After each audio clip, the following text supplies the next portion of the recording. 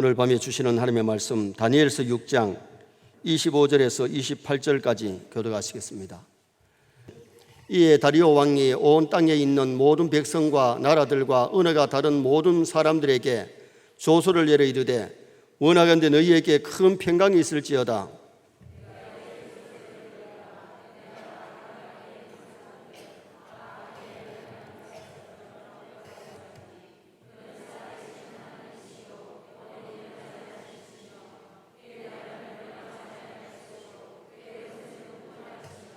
그는 구원도 하시며 건져내기도 하시며 하늘에서든지 땅에서든지 이적과 기사를 행하시는 이로서 다니엘을 구원하여 사자의 입에서 벗어나게 하셨음이라 하였더라. 이 다니엘이 다리오 왕의 시대와 바사 사람 고레스 왕의 시대에 형통하였더라. 아멘. 한번 따라 하시겠습니다. 이 다니엘이 형통하였더라. 서인의 성도들도 다니엘처럼 형통한 삶이 되시기를 주님의 이름으로 축원합니다. 형통이란 말은 모든 일이 뜻하는 바와 같이 잘 되는 것, 그것을 형통이라 그래요. 또 형통은 하나님과 계약의 대상인 이스라엘이 언약을 지킬 때에 약속된 복을 형통으로도 말씀했어요. 그런데 세상에서는 악한 이들이 죄를 지어가면서도 일시적인 형통을 우리가 보게 되거든요. 신앙생활 안 하는데도 사업이 잘 되고 또 건강도 하고 아이들이 출세도 하고. 그러나 잠언 24장 1절에 보면 악인의 형통을 부러워하지 마라. 선의 성도들이 악인의 형통을 부러워하지 마시기 바랍니다. 악인의 형통은 잠깐입니다. 그래서 성경에는 악인의 형통은 바람이 나는 겨와 같고 풀과 같이 속히 배임을 당한다고 말씀합니다. 그러나 다니엘의 이 형통은 시대를 초월한 형통이었습니다. 형통은 번성인데 이름만 들어도 세 나라에 걸쳐서 성공한 사람이요, 승리한 사람이요, 번창한 사람입니다. 바벨론 제국의 느부갓네살 시대에 총리가 먼저 되었습니다. 메데 파사 연합군의 다리오 왕 시대에 수석 총리가 되었습니다. 바사 제국의 고레스 왕 시대에 또 총리로 지냅니다. 나라가 바뀌고 정권이 바뀌어도 어려움을 당하지 않고 계속 번영하고 성공적인 삶을 살았던 사람이 다니엘이죠. 그러면 어떻게 해서 이 다니엘이 이렇게 형통하고 번성했느냐? 일찍이 뜻을 정했잖아요. 왕이 주는 진미로 몸을 더럽히지 않기 위해서 열흘 동안 채소와 물을 마시면서 테스트 했는데 하나님이 윤택하게 하시고 지혜를 주시고 그의 앞길 인도해 주신 줄 믿습니다. 믿음으로 사는 자는 형통의 길로 하나님 인도하십니다. 형통의 복은 하나님이 주시는 줄 믿습니다. 오늘 우리도 다니엘 같은 형통의 삶을 살아야 되는데, 그러면 다니엘은 형통이 어떤 형통이었느냐?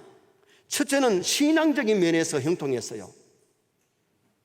우리 서인의 성도들 무엇보다도 믿음이 형통하시기를 바랍니다.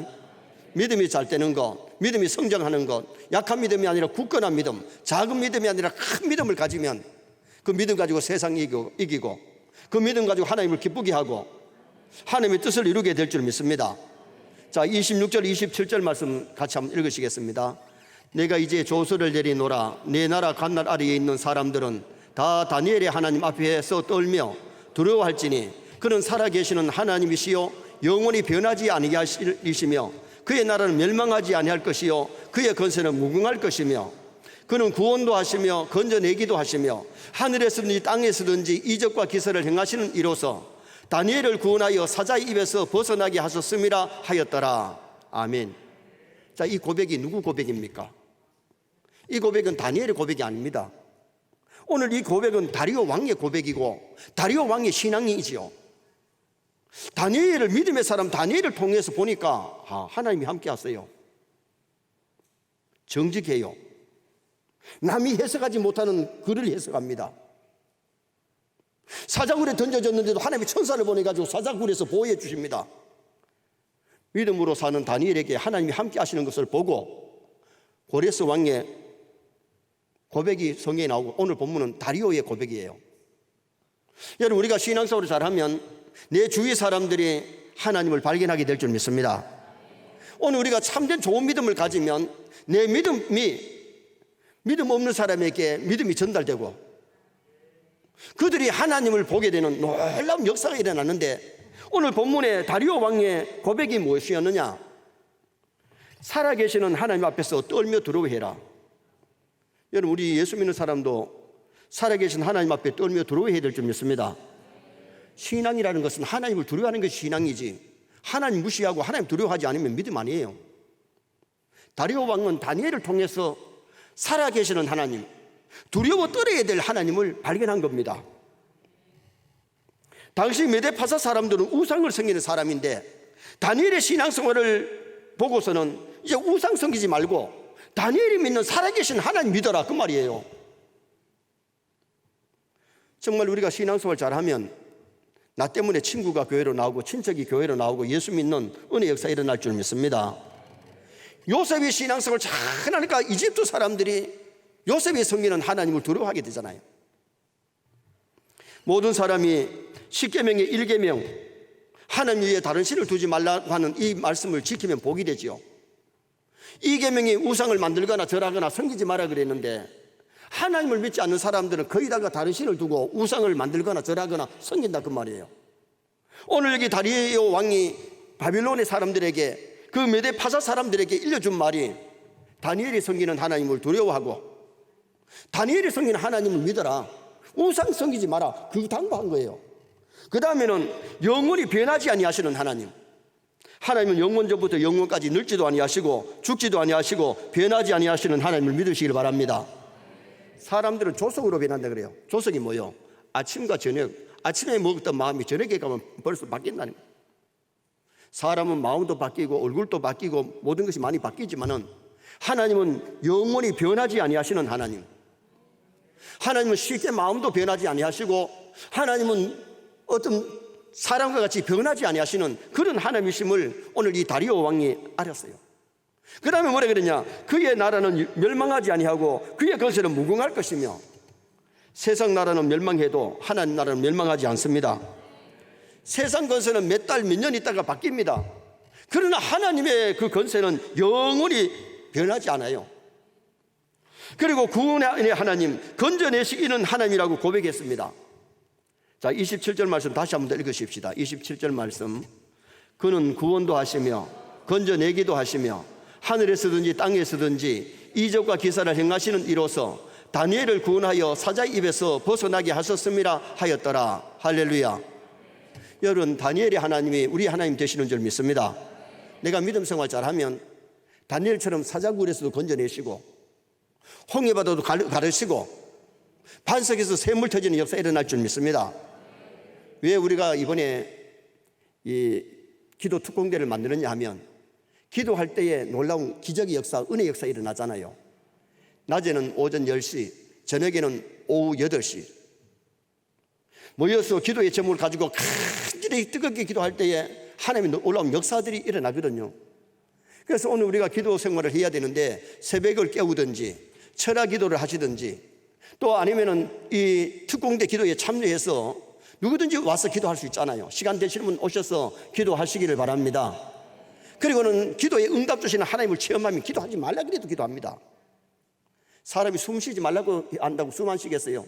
사람은 숨을 쉬어야 살기 때문에 쉬지 말라 기도 쉬는 거예요. 숨 쉬지 마세요 한다고 숨 안 쉬겠습니까? 숨 쉬어야 삽니다. 기도에 영이 살 줄 믿습니다. 기도할 때에 기적이 얼마나 많이 일어나는지 모르잖아요. 그래서 우리가 금요 철야 기도회도 한 달에 한 번씩 이제 외부 강사를 청해가지고 그 기도회를 좀 불붙여서 기도가 뜨거워야 되는데, 교회가 붕괴하려면은 말씀이 살아야 되고 기도가 살아야 되고 찬양이 살아야 될 줄 믿습니다. 그래서 우리가 정말 이렇게 살아계신 하나님을 잘 경외할 때에 믿음으로 사는 자는 무슨 일을 만나든지 하늘 위로 받고 무슨 일을 만나든지 형통하는 그런 놀라운 역사가 일어나게 되고 이적과 기사를 체험하는 역사가 일어나게 되는 겁니다. 그래서 우리 세계 모든 성도들도 다니엘처럼 믿음이 형통하시길 바랍니다. 신앙적으로 형통해야 돼요. 두 번째는 다니엘의 형통은 건강면에서 형통했습니다. 자, 23절 말씀 또 다 같이 한번 읽어보시겠습니다. 23절 말씀, 그 앞에 있는 말씀인데 23절 말씀 한번 같이 읽겠습니다. 왕이 심히 기뻐서 명하여 다니엘을 굴에서 올리라 하매 그들이 다니엘을 굴에서 올린즉 그의 몸이 조금도 상하지 아니하였으니 이는 그가 자기의 하나님을 믿음이었더라. 할렐루야. 자, 다니엘이 사자굴에 들어갔는데 사자들이 배가 부른 사자요, 배가 고픈 사자요? 굶주린 사자예요. 굶주린 사자면 당연히 뛰어가지고 발톱으로 탁 하고서는 뜯어 먹어야 됩니다. 그런데 사자들이 다니엘을 뜯어 먹지 못한 이유가 뭐예요? 맛이 없어 그래요. 하나님이 그의 천사를 보내서 사자의 입을 봉했다 그랬어요.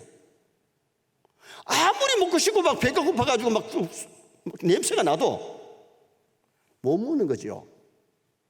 그러니까 하나님께서 천사를 보내가지고 발톱이라도 막 해야지 못하도록 하나님 막아주시니까 사자굴에 들어갔는데도 하나님 그의 몸을 지켜주시고 건강을 지켜주신 줄 믿습니다.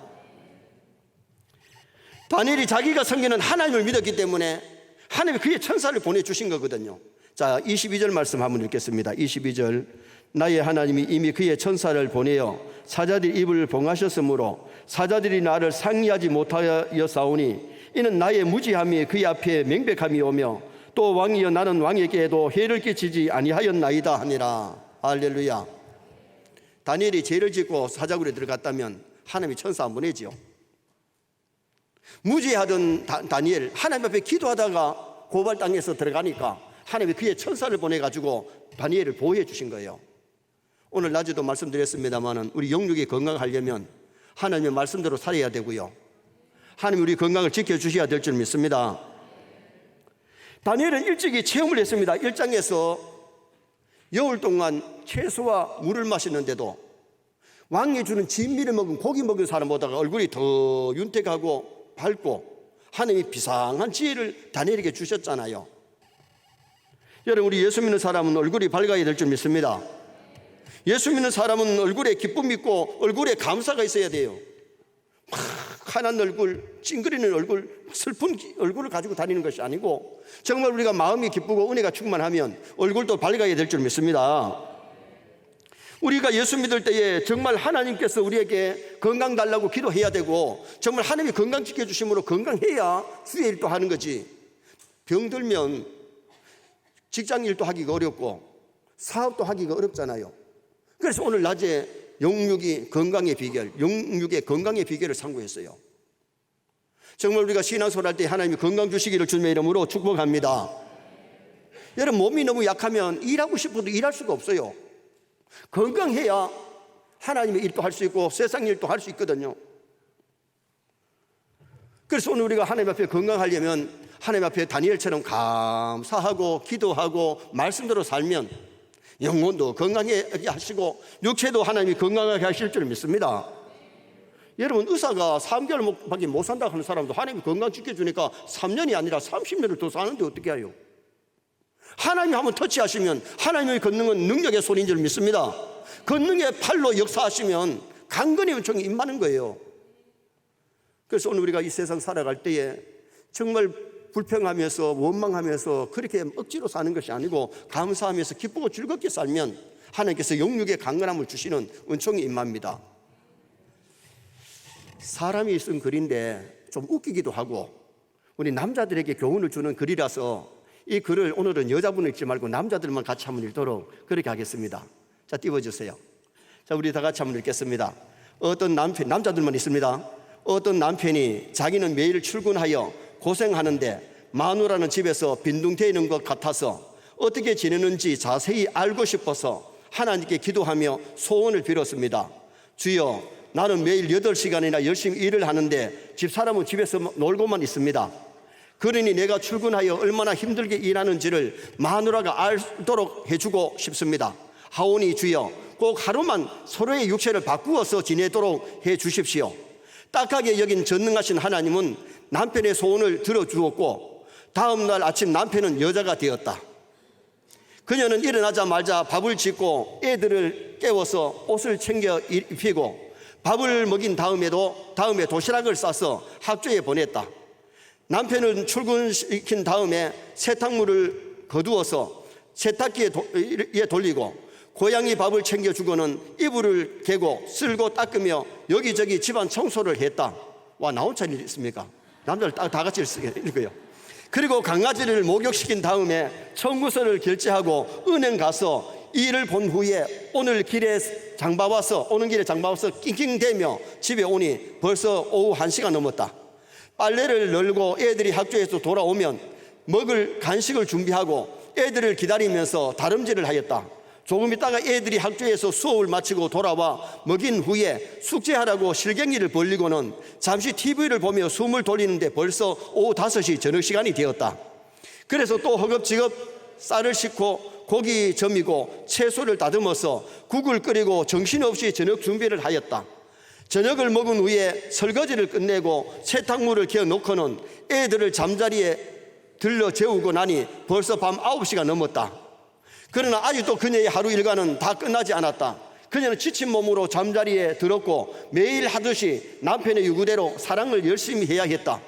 다음 날 아침 그녀는 눈을 뜨자마자 침대 옆에서 무릎을 꿇고 기도하였다. 주여, 내가 정말 멍청했습니다. 마누라가 집에서 하는 일은 너무나 모르고 질투하고 말았습니다. 제발 소원하오니 저를 원산 회복하여 당장 남편으로 돌려주십시오. 그러나 하나님은 빙긋이 웃으며 이 사람아, 그건 안 된다고 말씀하셨다. 어제 하루 동안에 너는 정말 좋은 경험과 뉘우침을 얻었으리라 믿는다. 나도 내가 바로 남편으로 돌아가길 바라지만 너는 오늘부터 꼭 10개월 후에 남편으로 돌아갈 수밖에 없게 되었다. 왜냐하면 너는 어젯밤에 그만 임신하고 말았기 때문에 바꿀 수가 없단다. 남자들이 가끔 그렇게 이 사람같이 생각해요. 여자들은 집에서 놀고만 있고 자기만 고생한다고.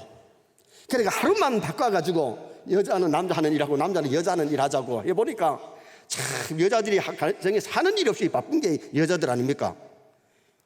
이걸 안 읽어가지고 몰라요. 남자분들이 가정에서 고생하는 아내들의 수고를 좀 기억해야 돼요. 아니면 뭐 하느냐고 그러면서 의시되잖아요. 그러니까 하루 바꿔가지고 해보니까 막 힘드니까 그 다음 아침에 하나님 원상복귀 해달라고. 근데 원상복귀가 안 된대. 어젯밤 애 뵀대. 남자가 애가 뵈면 애를 요새는 수술하면 나올 수 있겠지만 어느 애기 집이 없는데 어디 뵈겠어요? 이 사람이 글을 쓸 때에 아마 이런 기도는 하나님 안 들어주시는데 들어주시는 것처럼 해가지고 만든 거예요. 남자들의 생각을 좀 적은 것 같아요. 오늘부터 좀 아내들을 좀 다시 보시기 바랍니다. 그리고 아내들이 직장 다니는 남편들은요, 아내들한테 더 잘해줘야 됩니다. 설거지도 해줘야 되고 찌개도 좀 끓여야 되고 반찬도 좀 해줘야 되잖아요. 나는 우리 집 사람 돈 벌면 업어주겠다.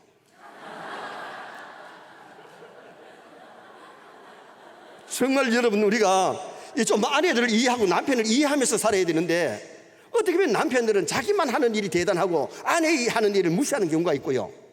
아내들은 또 그래요. 같이 돈 벌면 돈 버는 게 별거 아니더라고. 그리고 남편을 무시할 수 있잖아요. 어떤 부인들은 그런 얘기 한대요. 차라리 집에서 있는 것보다가 직장 나가니까 더 편하다. 그런 사람도 있대요. 여러분, 남편이 아내를 이해하고 아내가 남편을 이해하고 그리고 감사하면서 살면 가정생활이 행복한데 남편을 무시하고 아내를 무시하면서 살면 가정이 행복하지 않잖아요. 하나님께서 우리에게 건강 주실 때에 감사하면서 기뻐하면서 살아야 더욱더 건강하게 하실 줄 믿습니다. 세 번째로 다니엘의 형통은 어떤 형통이었느냐? 지혜적인 면에서 형통했습니다. 자, 5장 14절 앞에 한번 봅시다. 5장 14절 한번 보시겠습니다. 5장 14절 말씀 우리 다 같이 한번 읽겠습니다.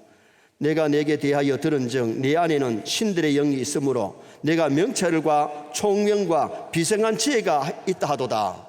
자, 다니엘이 형통한 이유 중에 하나는 그에게는 명철, 지혜, 비상한 지혜. 저는 우리 주일 학생들 중고등부 아이들 때 안수할 때에 솔로몬의 지혜보다도 다니엘의 비상한 지혜를 달라고 기도합니다.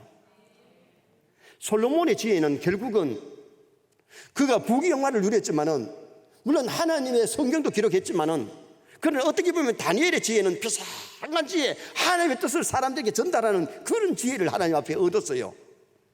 오늘 우리가 중요한 것은 지혜 면에 있어서 형통하시기를 바랍니다. 하나님이 영적인 지혜를 주시면 육의 지혜도 따라와요. 지혜가 있으면 머리가 되지만 지혜가 없으면 머리가 되는 것이 아니라 꼴찌 되는 거예요.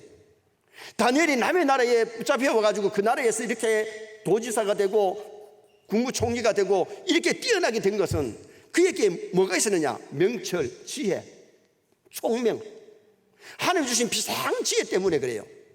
여러분, 자녀들을 위해서 기도할 때에 지혜를 달라고 기도하시기를 바랍니다. 제가 먼저 말씀드렸잖아요. 여러분, 새벽 기도 와서 기도하고 돌아가면 영성이 그래도 기도 안 할 때보다 낫어요. 아이가 깨었든지 자든지 간에 머리에 손을 얹고 간절하게 하나님 믿음 더하시고 지혜를 주시되 다니엘이 주신 비상한 지혜를 달라고 기도하면 하나님이 지혜 주실 줄 믿습니다. 야고보 성경에 뭐라고 말씀합니까? 지혜가 부족하거든 후히 주시고 꾸짖지 아니하시는 하나님께 지혜를 구하라 그랬어요. 오늘 우리는 자신에게도 하나님이 영적인 지혜, 육의 지혜를 달라고 기도해야 되지만 자녀들에게도 하나님이 비상한 지혜, 영적인 지혜와 육의 지혜를 달라고 기도함으로 지혜를 주시는 그런 역사 일어나기를 바랍니다. 참 지혜가 뭐냐? 참 지혜는 하나님을 아는 지혜. 지혜의 근본이 여호와를 경외하는 것이 지혜의 근본이에요. 그 지혜를, 영적인 지혜를 얻어야 육의 지혜도 참된 지혜를 가질 수 있는 성도가 되는 거지요. 다니엘이 바벨론에서 이렇게 뛰어난 것은 술객들과 박사들이 해석하지 못하는 글을 해석하고 꿈을 막 해석하잖아요. 하나님, 이것이 비상한 지혜지요. 느부갓네살 임금이 꿈을 꾸고 무슨 꿈을인지 꿈까지 잊어버리고 꿈 해석하라니까 바벨론의 박사들이 하나도 해몽을 못합니다. 그래서 다니엘은 그 꿈을 무슨 꿈이라는 걸 얘기하고 꿈 해석을 하잖아요. 메네메네 데겔 우바르신 글을 썼는데 바벨론의 박사들이 그걸 못 읽어요. 다니엘이 읽고 해석을 척척하는 거예요. 그것이 하나님이 주신 지혜지요.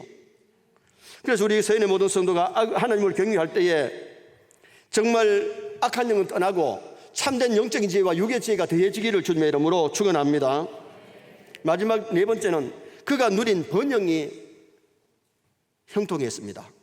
자, 28절 말씀, 본문 28절 말씀 또 다 같이 한번 읽으시겠습니다. 28절 말씀 봅니다. 이 다니엘이 다리오 왕의 시대와 바사 사람 고레스 왕의 시대에 형통하였더라.